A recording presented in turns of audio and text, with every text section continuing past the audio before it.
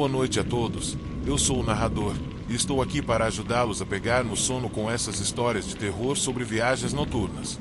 Antes de começarmos, não se esqueça de se inscrever no canal e deixar seu like no vídeo. Eu adoraria saber de onde você é e que horas está assistindo. Então deixe um comentário. Agora, quando estiver pronto, acomode-se. Relaxe. Meu nome é Frank, e a experiência que vou contar hoje é uma das mais assustadoras e bizarras que já vivi. Tudo começou quando decidi comprar um carro novo para continuar meu trabalho como taxista. Certa noite, por volta das 20 horas, eu estava no meio de um hambúrguer quando meu telefone tocou. Era um cliente. Atendi rapidamente, mas do outro lado da linha, silêncio. Achei que fosse um engano ou alguém brincando comigo, então desliguei. 5 minutos depois, o mesmo número ligou novamente. Mais uma vez, silêncio. Mas então, recebi uma mensagem.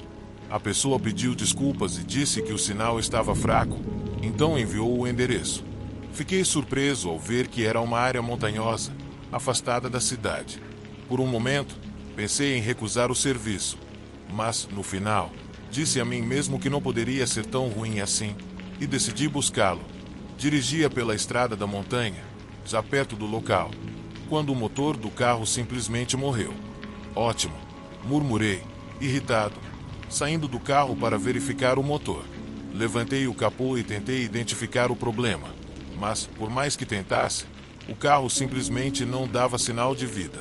Sem muitas opções, mandei uma mensagem para o cliente, explicando que fiquei parado no caminho e perguntando se ele poderia mandar alguém para me ajudar.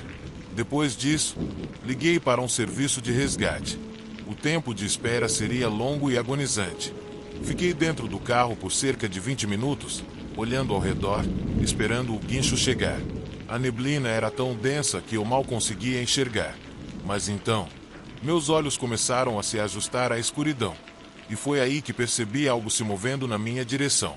A princípio, pensei que fosse a equipe de resgate se aproximando.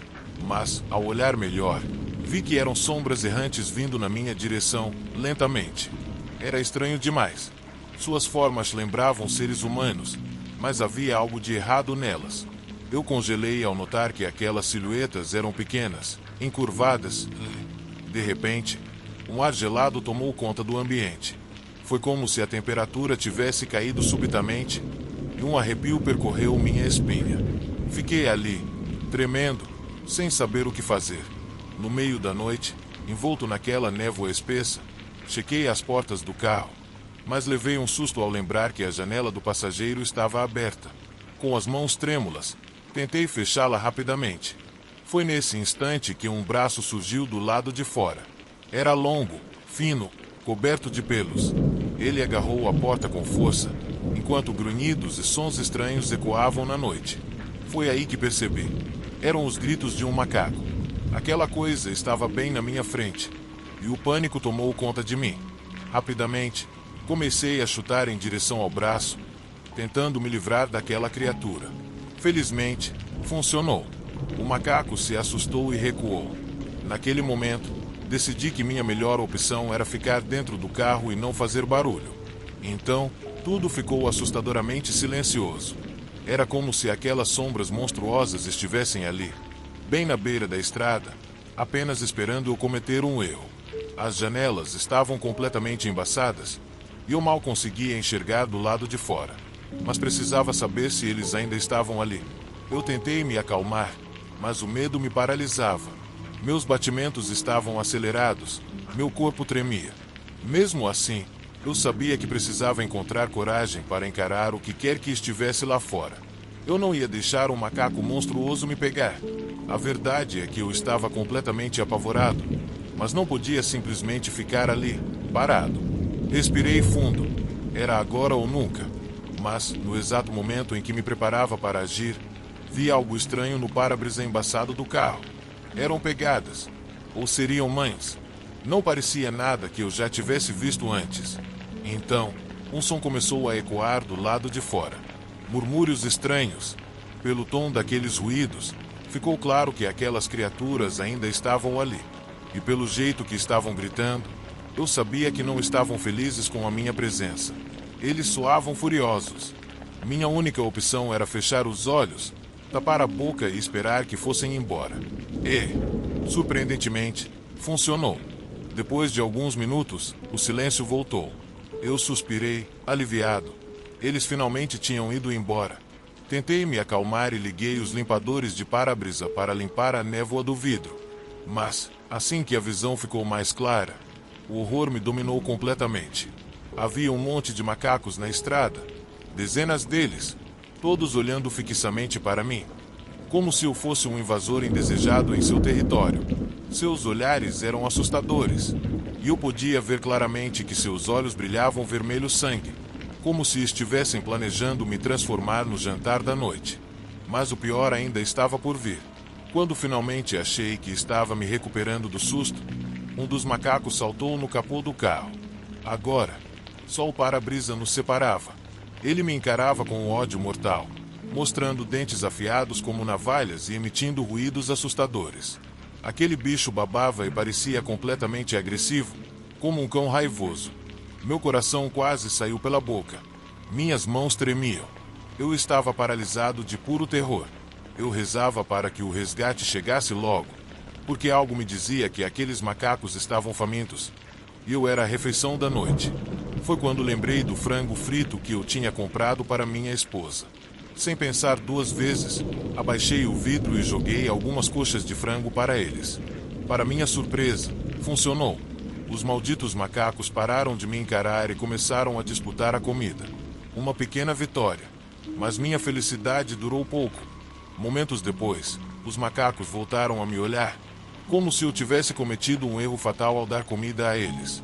De repente, se lançaram sobre o carro novamente, com uma fúria incontrolável. O veículo chacoalhou enquanto aqueles pequenos demônios esbofeteavam as janelas violentamente. Eu estava à beira de um colapso nervoso. Mas então, uma luz intensa iluminou o local. E, num piscar de olhos, os macacos sumiram na escuridão. Graças a Deus, o resgate chegou a tempo. Aqueles monstros fugiram para a floresta assim que viram os socorristas. Eu quase chorei de alívio. Depois disso, levei meu carro para o conserto, mas veio a pior notícia. Estava completamente destruído. E o mais assustador, aquelas pegadas estranhas ainda estavam lá. E até hoje eu me pergunto, eram realmente macacos? Ou eram algo muito pior?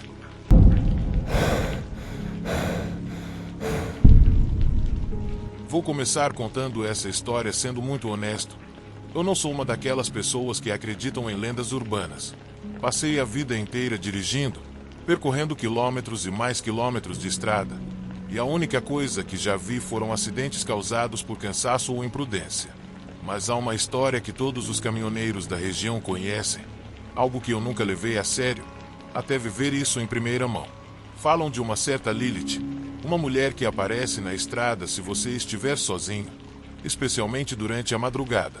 Os caminhoneiros a descrevem como uma noiva, com o rosto pálido e um olhar vazio, que entra no seu caminhão e pede para ser levada para casa. Mas o que acontece depois foi o que me fez rir quando ouvi outros caminhoneiros falando sobre isso. Eles diziam que aqueles que a levavam acabavam mortos em acidentes sem explicação, capotando seus caminhões por motivos que simplesmente não faziam sentido. Minha história começou em uma noite de terça-feira. A estrada estava livre. A noite era silenciosa e o rádio tocava ao fundo. Foi então que percebi algo estranho acontecendo. Meu rádio começou a falhar. As estações cortavam e eram substituídas por estática. Tentei mudar de frequência, mas nenhuma delas funcionava. Não era a primeira vez que isso acontecia, então não me preocupei muito. Apenas me incomodou um pouco, então desliguei o rádio para me concentrar na estrada. Porém, em determinado momento, senti a temperatura dentro do caminhão despencar. Era um frio horrível, que não tinha nada a ver com o ar-condicionado. E, embora eu estivesse sozinho, de repente me senti menos isolado. Foi quando virei para a esquerda e vi uma mulher sentada no banco do passageiro. Ela era tão real quanto a estrada à minha frente. Vestia um vestido de noiva sujo e rasgado. Sua pele era pálida, e seu longo cabelo preto caía de forma desgrenhada sobre os ombros. Seus olhos eram completamente escuros, como se estendessem além do normal. e ela me olhava sem piscar. Senti o pânico tomar conta de mim. "Wasquidiab", murmurei para mim mesmo, mas meu corpo não me obedecia. Eu queria abrir a porta e pular para fora, mas minhas mãos seguravam o volante sem que eu tivesse qualquer controle. Minha mente gritava, mas eu não conseguia me mover nem desviar o olhar da figura aterrorizante ao meu lado. Finalmente, ela falou: "Me leva para casa", disse. Sem pensar, pisei no acelerador, mas não parecia ser eu quem controlava meus movimentos, como se algo estivesse me manipulando. Não importava o quanto acelerasse, ela continuava ali, imóvel, sem desviar os olhos de mim. De repente, a estrada diante de mim se tornou um borrão. Fiquei com cada vez mais dificuldade para manter o caminhão no curso. A cada metro percorrido, surgiam placas de aviso na estrada, mas eu não conseguia entender o que diziam. Parecia que eu havia esquecido como dirigir por uma estrada que conhecia há anos. Nunca senti tanto pânico na minha vida. Eu sabia que, se não encontrasse uma maneira de parar, se não desse um jeito de tirar aquela mulher do meu caminhão, eu não veria o nascer do sol. Então decidi falar com ela. Era a única coisa que me veio à mente. Meus lábios estavam secos e minha voz tremia quando finalmente consegui perguntar: "Onde é a sua casa?"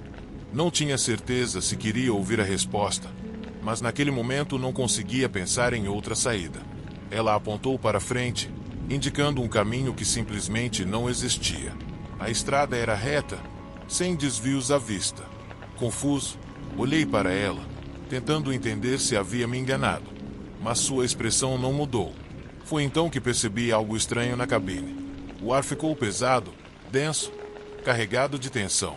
Um arrepio percorreu meu corpo quando vi que a mulher agora me encarava com uma fúria que eu nunca tinha visto antes. Seu rosto carregava uma expressão ameaçadora, e seus olhos pareciam brilhar. "Para onde você está me levando?" ela perguntou. "Você não me ouviu? Está tirando sarro de mim?" O medo começou a me dominar, e minhas mãos tremiam no volante. Tentei explicar, gaguejando, que eu não tinha encontrado o caminho. Mas antes que pudesse terminar, ela se moveu rapidamente e aproximou o rosto do meu. "Me leva para casa. Me leva para casa. Me leva para casa." O grito dela foi tão alto que soltei o volante por um segundo. O caminhão saiu bruscamente do curso. Tentei recuperar o controle, mas já era tarde demais.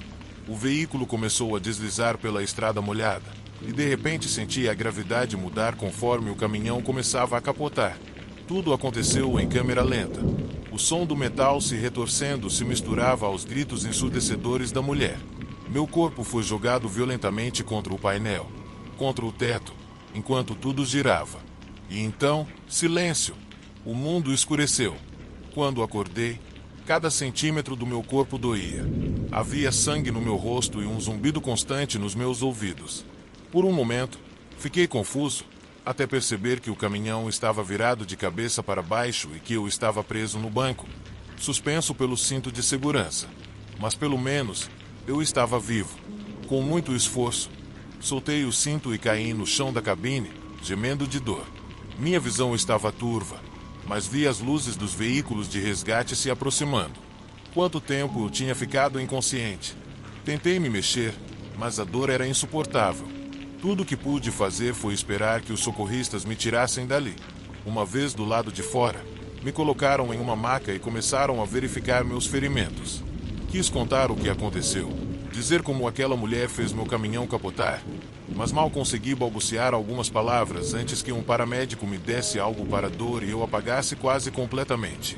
Semanas depois, quando finalmente consegui explicar para outros caminhoneiros o que havia acontecido, esperava que rissem de mim. Achei que fossem dizer que eu tinha alucinado com a pancada. Mas, para minha surpresa, ficaram bravos. "Você não estava com ninguém." Fiquei confuso e não soube o que responder de imediato. Foi quando um deles continuou: "Todo mundo que faz essa rota sabe que você nunca viaja sozinho à noite, especialmente aqui. Você não tinha um daqueles manequins ou algo assim?" Murmurei, incrédulo, sem entender por que ninguém parecia surpreso com o que eu tinha contado. Foi quando me explicaram que você nunca deve deixar o banco do passageiro vazio nessa rota. Se estiver sozinho, precisa ocupar o assento com um boneco, um bicho de pelúcia, qualquer coisa, mas nunca viajar com ele vazio. Depois daquela noite, decidi que nunca mais dirigiria sozinho depois do anoitecer.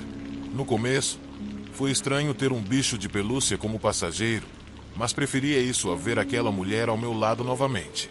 Nunca mais falei sobre aquela noite com ninguém, mas passei a ouvir as lendas da estrada como se fossem histórias corriqueiras, e entendi que havia regras no mundo dos caminhoneiros que iam além do comum, como nunca viajar sozinho à noite.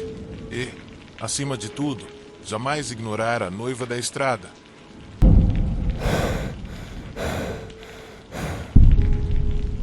Estou em uma rota de caminhão que vai de Connecticut a Kentucky e depois ao Tennessee. A verdade é que a estrada é bem interessante, porque passo por vários lugares icônicos da costa leste, mas tem uma área que sempre me deixa inquieto, especialmente perto das montanhas Apalaches. Você sabe, é uma das regiões com mais problemas econômicos do país. O que aconteceu com a mineração de carvão destruiu comunidades inteiras, e é triste ver tantas famílias presas na pobreza. Outro dia, precisei pegar um desvio por uma parte da Virgínia Ocidental que eu nunca tinha atravessado antes. Um acidente enorme bloqueou minha rota habitual. Infelizmente, houve vítimas fatais, então a estrada foi completamente fechada. Lá estava eu, tentando me situar sem GPS porque meu celular ficou sem bateria. Como se fosse uma piada do destino, o carregador decidiu parar de funcionar justo naquela hora. Tive que seguir com meu caminhão de 18 rodas por estradinhas apertadas, o que me pareceu uma péssima ideia.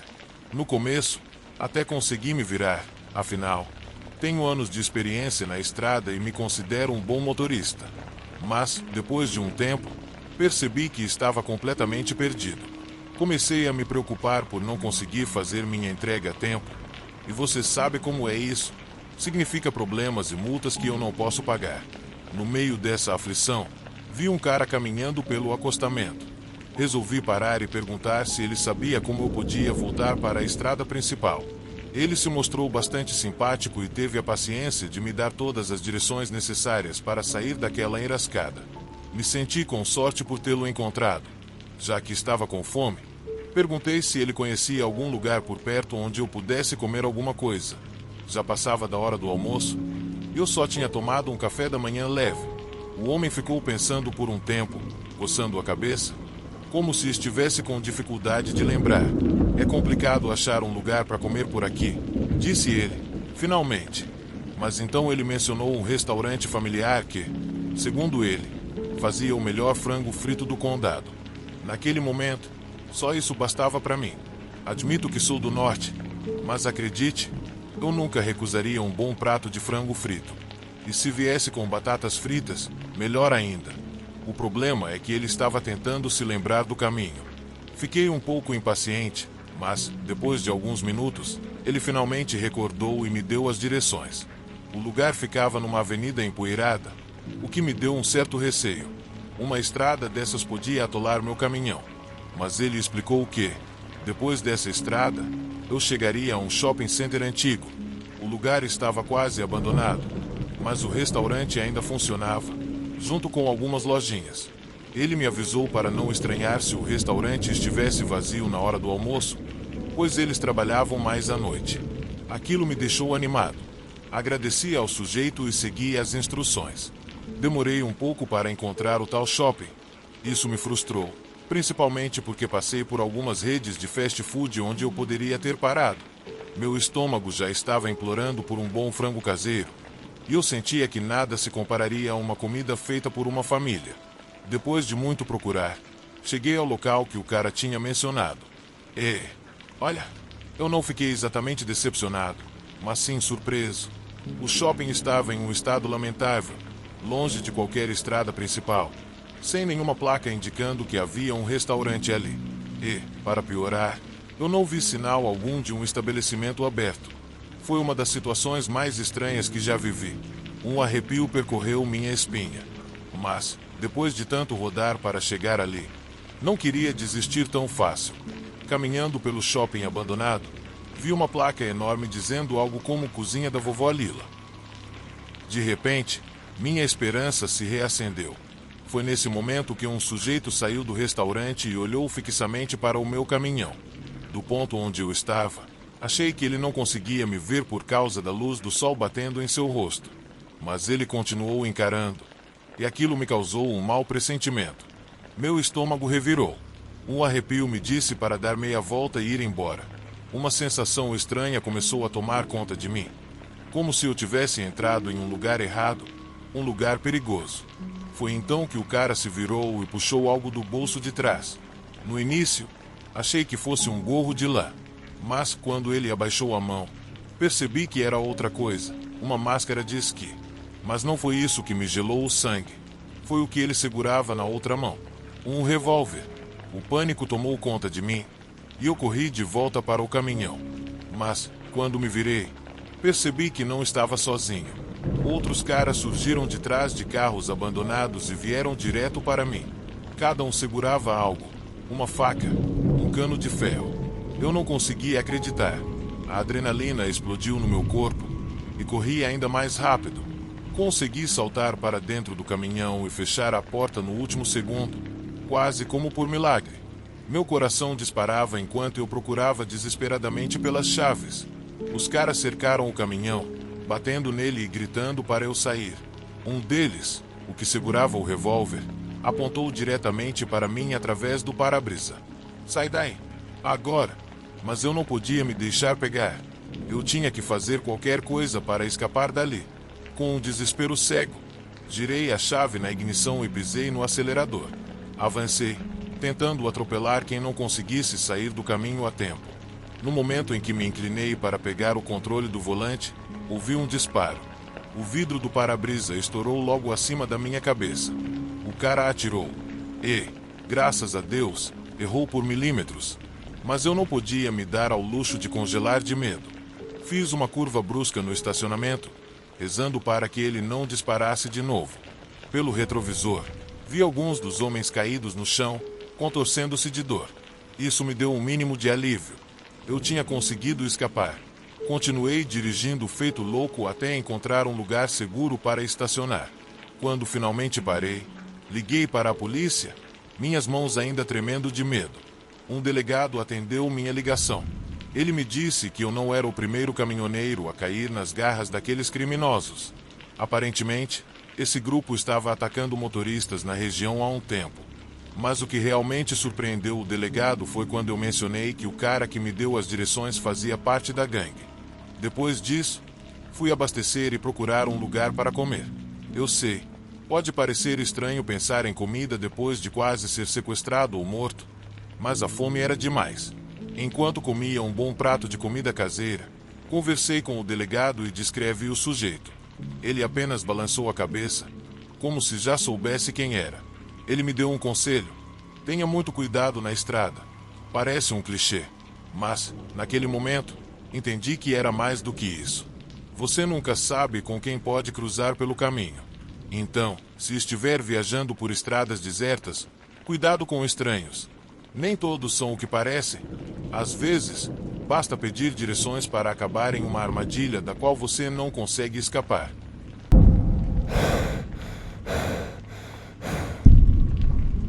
Faz um ano que parei de usar táxis.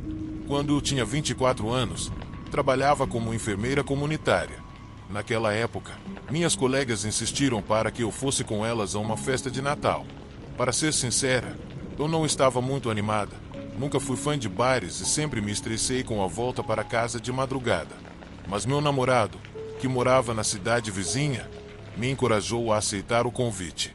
Ele disse que eu deveria aproveitar a chance para socializar e conhecer melhor minhas colegas fora do ambiente de trabalho. Além disso, ele se ofereceu para pagar o táxi de volta, o que me deu mais segurança.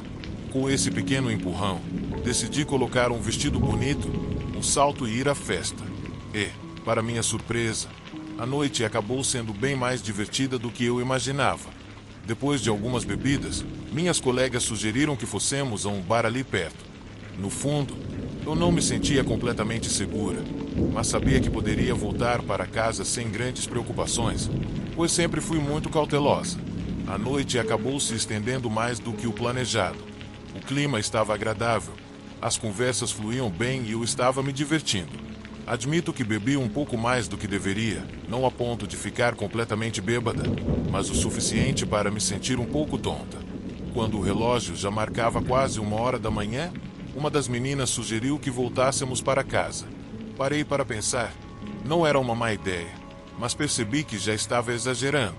Meu namorado estava me esperando, e eu também tinha que trabalhar no dia seguinte. Achei melhor voltar logo, mas, ao mesmo tempo, eu não queria incomodá-lo, fazendo-me esperar até tarde. Provavelmente ele já estava dormindo, e eu também não queria acordá-lo. Então, decidi pegar um táxi sozinha. Depois de esperar um pouco, um carro parou em frente a mim. Foi aí que tudo começou a dar errado. Meu primeiro erro foi ter escolhido sentar no banco do passageiro. O motorista não parecia ser um local. Ele tinha a pele escura, uma barba rala e um sotaque estranho, com um tom de voz pesado. No início, a conversa parecia normal. Ele me perguntou se eu tinha me divertido. Mas, pouco a pouco, o assunto começou a ficar esquisito. Ele começou a falar sobre a cultura de bebida na Noruega e sobre como as mulheres, depois de alguns drinks, costumam ficar atrevidas. Enquanto falava, ele me olhava de canto de olho com um sorriso torto. Naquele momento, um incômodo tomou conta do meu corpo. Tentei manter o controle da situação, pois não queria que ele percebesse que eu estava nervosa. Mas, conforme a viagem continuava, suas perguntas ficaram cada vez mais pessoais. E você? E o seu namorado? Há quanto tempo vocês estão juntos? Você gosta mesmo dele ou só está acostumada e entediada? Fiquei completamente surpresa com essa pergunta. Tentei desconversar, dizendo que não gostava de falar sobre assuntos pessoais com estranhos. Mas, no mesmo instante, percebi que algo no carro havia mudado. O silêncio se tornou pesado, sufocante. Eu sabia que precisava ter cuidado. Quando o semáforo fechou, ele olhou para mim e disse: "Chega mais perto." Foi como se um alarme disparasse na minha cabeça. Ele me olhou fixamente, com um tom quase hipnótico. Disse que eu tinha os olhos mais bonitos que ele já tinha visto. Ainda me encarando, ele levou uma das mãos para minha coxa e a pousou ali. Naquele instante, eu soube que estava em perigo. Meu coração disparou e minha mente começou a buscar desesperadamente uma forma de escapar. O primeiro pensamento que tive foi abrir a porta e me jogar para fora do carro. Sei que parecia uma ideia insana, mas o álcool não estava me ajudando a pensar direito, e essa foi a primeira alternativa que me veio à cabeça. Com o coração batendo forte, comecei a desamarrar meus saltos e a mover minha mão discretamente em direção ao cinto de segurança. Se ele tentasse alguma coisa, eu me jogaria para fora no próximo sinal vermelho. Mas, para meu alívio, comecei a reconhecer as ruas. Finalmente, havíamos chegado à casa do meu namorado. O carro parou na entrada. A mão dele ainda estava na minha perna. Num movimento rápido, soltei o cinto, empurrei a mão dele e joguei o dinheiro no banco sem esperar o troco. Eu sequer ouvi o que ele disse, simplesmente abri a porta e saí correndo, descalça, com o coração na garganta. Entrei na casa ainda ofegante. Meu namorado acordou, ao ver meu estado, perguntou o que tinha acontecido. Tremendo, contei tudo. A experiência ficou marcada na minha mente. No dia seguinte, passei horas me perguntando se deveria ligar para a empresa de táxis e denunciar o motorista. Mas o medo de que ele rastreasse minha ligação me impediu. Eu não queria correr o risco de ele fazer a conexão e tentar me encontrar. Até hoje, lembro daquela noite com clareza. O que mais me assusta é pensar que, se eu tivesse bebido um pouco mais, essa história poderia ter tido um final muito diferente.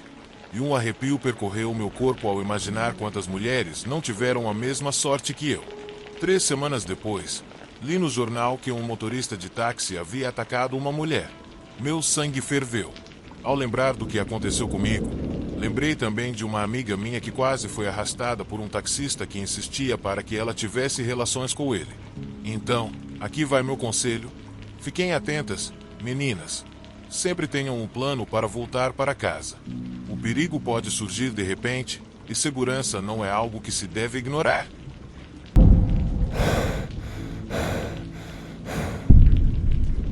Era um daqueles dias em que a chuva não dava trégua. Depois de um longo turno no hospital, Entrei na minha velha caminhonete e segui para casa. Os limpadores de para-brisa lutavam para manter a visão desobstruída, movendo-se de um lado para o outro de maneira quase hipnótica, enquanto o rádio mal conseguia emitir algum som por causa da chuva que castigava a lataria. Eu dirigia por uma estrada solitária, no meio de uma floresta densa. As árvores altas pareciam querer engolir minha caminhonete, e a sensação de solidão se intensificava a cada quilômetro percorrido. Meus dedos estavam firmes no volante. Meus nós dos dedos doíam do frio. Eu mantinha os olhos na estrada, mas minha mente vagava. Só queria chegar em casa e relaxar. Foi então que, ao fazer a primeira curva, meus faróis iluminaram algo estranho. Uma figura humana parada no meio da estrada. Parei por um instante, intrigado e preocupado. Olhei de novo e vi que era um homem. Seu cabelo estava desgrenhado e encharcado. Ele estava a uns 4 ou 5 metros de distância, imóvel, me encarando quase sem piscar, como se me estudasse. Suas roupas estavam em farrapos, moldando-se a um corpo magro e frágil. Mas então, notei que ele segurava algo na mão, um objeto comprido e brilhante. Um arrepio percorreu minha espinha. Meu coração começou a bater acelerado. Eu não conseguia discernir exatamente o que ele segurava, mas algo naquela situação me dizia que eu estava em perigo. O homem, no entanto, não se movia, apenas me olhava. Tentei me acalmar, respirando fundo. O vidro começou a embaçar com o calor da minha respiração. Meu cérebro tentava processar o que estava acontecendo. Mas antes que eu pudesse decidir o que fazer, ele avançou. Num salto repentino, se jogou contra o capô da caminhonete com um impacto violento. Dei um pulo no assento, o coração disparado. Foi então que vi seu rosto pressionado contra o para-brisa. Seus olhos arregalados, um sorriso horrendo deformando seu semblante. E foi nesse momento que enxerguei, com clareza, o que ele segurava. Uma seringa grande. A agulha longa e afiada brilhava sob os faróis. E dentro dela havia um líquido amarelado que parecia pulsar, como se tivesse vida própria. O homem sorriu de novo. Seus dentes amarelos, os olhos vermelhos e enlouquecidos me deixaram gelado. De repente, ele se jogou contra a porta da caminhonete e a abriu como se nada pudesse detê-lo. Meu corpo congelou. Eu não tive tempo para reagir antes que ele tentasse me agarrar. Vi a seringa se erguer no ar, apontada direto para o meu pescoço. Meu instinto gritou. Meu corpo se moveu sozinho. Com um surto de adrenalina, lutei com todas as forças para me afastar, mas seu aperto era firme, quase sobre-humano. Confusão e medo nublaram minha mente. Quem era esse maluco? O que ele queria de mim? Ele ria. Uma risada insana que ecoava pela cabine da caminhonete. A agulha se aproximava cada vez mais. Eu lutei, me debatendo como um animal encurralado, tentando impedir que ele me injetasse sabe-se lá o quê. Até que, no último esforço para sobreviver, agarrei seu pulso com força total e tentei fazê-lo soltar a seringa. Juntei toda a força que me restava e o chutei para fora da cabine. O homem tropeçou e caiu para trás. A seringa escorregou de seus dedos e estilhaçou-se no asfalto. O líquido amarelado se misturou com a chuva, formando uma poça estranha. Aproveitei a chance. Bati a porta e tranquei. Minha respiração estava pesada. Meu corpo tremia. Lá fora, o homem se levantou cambaleando e começou a gritar de raiva. Sua voz cortava o ar como um lamento, cheia de frustração e loucura. Sem pensar duas vezes, liguei o motor e pisei fundo no acelerador. A caminhonete cantou os pneus na pista molhada e disparou para longe daquele pesadelo. Meu coração batia tão forte que eu sentia no peito. A adrenalina queimava nas minhas veias. Respirei fundo. 1, 2 vezes. Aos poucos, tentei recuperar o controle. Assim que consegui me recompor minimamente, liguei para a polícia e relatei tudo. Ao mesmo tempo, segui direto para o hospital. Aquelas imagens não saíam da minha cabeça. Os olhos insanos, o sorriso distorcido. Algum tempo depois, a polícia conseguiu capturá-lo. Disseram que ele não estava apenas tentando me assustar. Ele já tinha atacado outras mulheres naquele mesmo trecho de estrada. Desde aquela noite, redobrei meus cuidados ao viajar sozinho. Cuidar de mim mesmo se tornou prioridade. Porque a verdade é que você nunca sabe que tipo de maluco pode cruzar o seu caminho. E eu nunca vou saber o que teria acontecido se não tivesse lutado. A vida pode ser assustadora. E é sempre bom lembrar que devemos estar alertas. Sempre.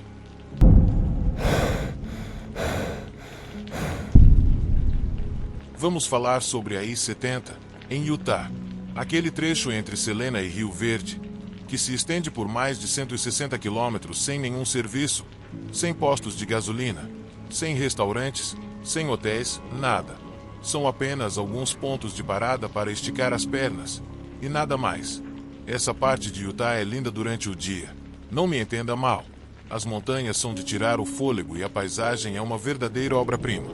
E à noite você pode ver um céu estrelado incrível.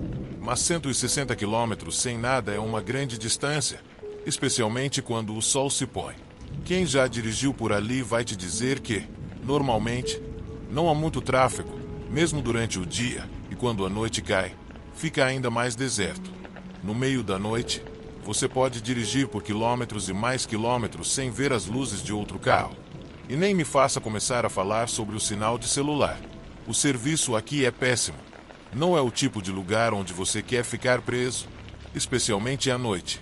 Só de imaginar o meu carro quebrando no meio do nada, sem ninguém por perto por quilômetros, já dá um frio na barriga.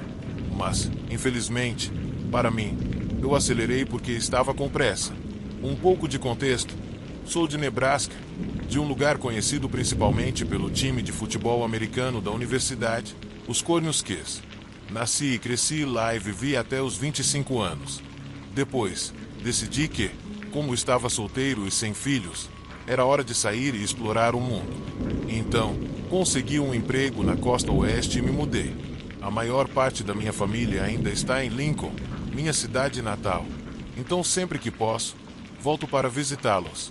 Em um domingo, por volta das 14 horas, recebi uma ligação da minha mãe. Ela me disse que meu avô, que estava em um asilo desde o AVC, estava piorando e não esperavam que ele aguentasse até o final de semana. Então, se eu quisesse vê-lo, tinha que ir rápido. Como eu estava sem trabalho, isso significava que eu tinha tempo para visitar, mas as passagens de última hora eram caras. Então decidi ir de carro. Já tinha feito essa viagem antes, e embora não tenha sido a experiência mais legal, era muito mais barato.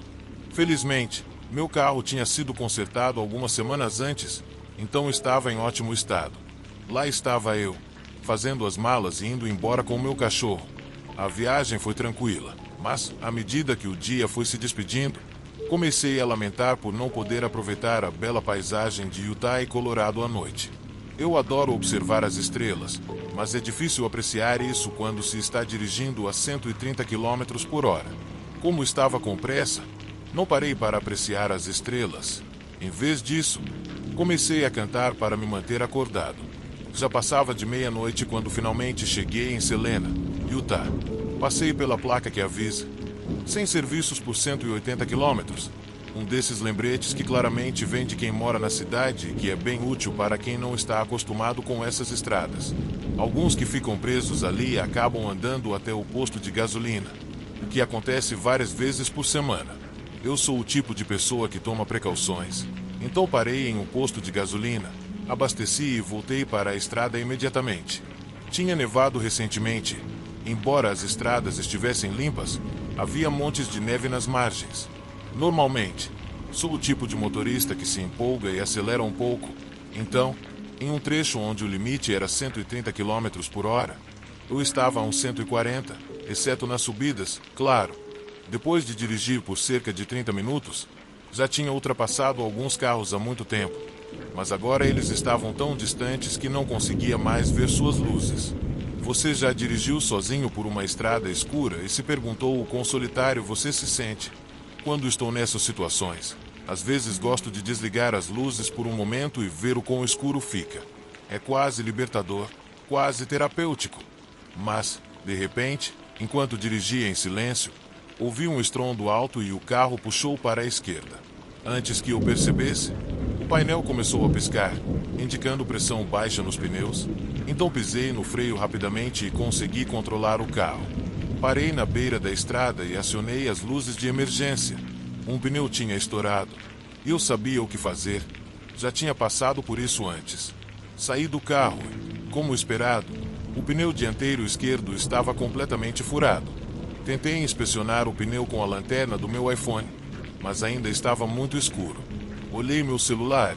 Como era de se esperar, não havia sinal. Abaixei a janela traseira do lado do passageiro para deixar o ar fresco entrar enquanto trocava o pneu. Mesmo reclamando, já sabia que teria que deixar a estrada para pegar o pneu sobressalente, com o macaco e a chave no porta-malas, quando, de repente, congelei. Alguém estava se aproximando. A figura estava mal visível à luz dos faróis e não fazia nenhum som, mas eu assistia enquanto ela se aproximava, mais e mais, até que ficou a uns 9 metros do meu carro. Nesse ponto, nenhum outro carro havia passado desde que eu parei, então, depois do choque inicial de ver outra pessoa, fiquei me perguntando de onde ela poderia ter surgido. A figura ficou parada, me observando. Para ser honesto, estava me cagando de medo. Quem era aquela pessoa? De onde ela estava vindo? E por que estava apenas me olhando sem falar? Meu cachorro normalmente latiria se algo se mexesse, mas ele estava estranhamente quieto. Coloquei o pneu sobressalente de lado e, com a voz trêmula, perguntei: "Ei, olá." Esperava que meus olhos estivessem me enganando, mas não, a pessoa apenas ficou lá, imóvel, me encarando. Meu coração estava batendo acelerado. Não conseguia me livrar da sensação de que algo não estava certo, mas decidi que o melhor seria continuar com o que estava fazendo e não prestar atenção. Mas não consegui fazer isso. Mesmo sem querer, minha curiosidade me forçou a continuar olhando para aquela figura que estava tão parada. Quanto mais eu observava, mais perturbador isso se tornava, e, antes que eu percebesse, parei de me mover, preso entre o medo e a confusão. Finalmente, a figura deu um passo em minha direção, e, embora eu estivesse a uma distância segura, senti um arrepio percorrer meu corpo, como se soubesse que ela estava ali. Quando pensei em voltar para o carro e trancar as portas, a figura abriu a boca, mas não fez nenhum som. Naquele instante, eu soube que estava no meio de algo estranho, um momento que nunca imaginei que viveria. No meio de uma vasta estrada deserta, na escuridão da noite, percebi que estava completamente sozinho, e ainda assim, não estava. Eu estava ali, na frente daquela figura, e ela não se movia nem um centímetro. A temperatura estava caindo para abaixo de 10 graus Celsius, e ele não parecia nem mesmo tremer. "Oi?" perguntei de novo, desta vez com um pouco mais de força. Nesse ponto, comecei a me perguntar se aquela pessoa precisava de mais ajuda do que eu. Estava quase perguntando, mas mal abri a boca quando finalmente ouvi algo. "Você precisa de ajuda?" A voz do homem era fraca, e naquele momento eu soube que era um homem. Embora sua voz não fosse tão profunda quanto se esperaria de alguém do seu tamanho, era estranha, mas ele ainda não se movia. "De onde você veio?" perguntei. Confuso, eu não vi luzes de carro no horizonte e não me lembrava de quanto tempo estava parado. Então comecei a caminhar lentamente em direção à frente do meu carro, segurando o ferro do pneu que eu trouxe comigo. Ele não fez nenhum movimento perceptível, mas repetiu: "Você precisa de ajuda." Nesse ponto, parei e tentei ver melhor os seus traços, mas não consegui ver nada. Mas uma coisa me deixou ainda mais desconfortável. Ele não estava usando roupas de inverno. Eu estava vestido de forma quente, com calça de moletom e uma jaqueta, e ainda assim sentia frio. Mas esse cara que estava ali usava uma simples camisa de manga curta e tinha a cabeça baixa o tempo todo. Comecei a achar que estava ficando louco, mas ele repetiu: "Você precisa de ajuda." Sua voz soava ainda mais estranha, como se estivesse lutando para pronunciar cada sílaba. Lentamente, fui em direção à porta do motorista. Pelo menos eu poderia me abrigar no carro e trancar as portas. Eu tinha o pneu sobressalente, mas não me considerava um cara forte, e sabia que, se as coisas ficassem feias, não seria capaz de fazer muito frente ao tamanho dele. "Você precisa de ajuda? Você precisa de ajuda?" Ele repetia, cada vez mais urgente. De repente, ele deu um passo em minha direção e continuou insistindo, até gritar: "Você precisa de ajuda? Mais rápido." Naquele momento, acelerei o passo e fui em direção ao carro, procurando a maçaneta. Mas, justamente quando estava prestes a abrir a porta, Uma luz brilhante apareceu atrás de mim. Me virei imediatamente e vi um par de faróis se aproximando pela estrada. Meu instinto me disse para virar, então o fiz. Quando me virei, esperava ver o homem se aproximando, mas ele havia sumido. A possibilidade de ver luzes em minha direção foi um alívio, mas o homem desaparecido ainda me deixava tenso. Oi, gritei, mas não houve resposta. O silêncio era ensurdecedor. Depois de alguns segundos de confusão, o carro que vinha em minha direção passou por mim. Não parou, e eu não os culpei. Quem, em sã consciência, pararia ao lado de um carro parado no meio do nada? Pensei em tentar parar o carro, mas estava tão atordoado que não consegui decidir o que fazer. Enquanto tentava processar a experiência estranha, caminhei até o lugar onde o homem estava. Olhei e vi pegadas na neve, começando de onde ele estava e se estendendo pela estrada, até desaparecer no horizonte. Eu ainda estava com o fel do pneu, usando a lanterna do celular, segui aquelas marcas. Elas iam por uns 3 metros antes de se virar e seguir para o sul, saindo da estrada. Não sou burro o suficiente para seguir pegadas na neve às 3 da manhã no deserto de Utah, mas a curiosidade estava me matando. No entanto, naquele momento, mais faróis apareceram atrás de mim, me tirando daquele transe. Então entrei de volta no carro. Troquei o pneu às pressas e voltei para a estrada, embora em um ritmo bem mais devagar. O restante da viagem foi tranquila, mas eu não contei para ninguém sobre o encontro, porque, para ser sincero, ainda não estava completamente convencido de que o que eu havia vivido não fosse apenas uma alucinação. Eu estava dirigindo há quase 9 horas seguidas, e isso definitivamente pode fazer você ver coisas. Mas uma coisa era clara: não pretendo dirigir assim novamente, nem à noite, nem no deserto.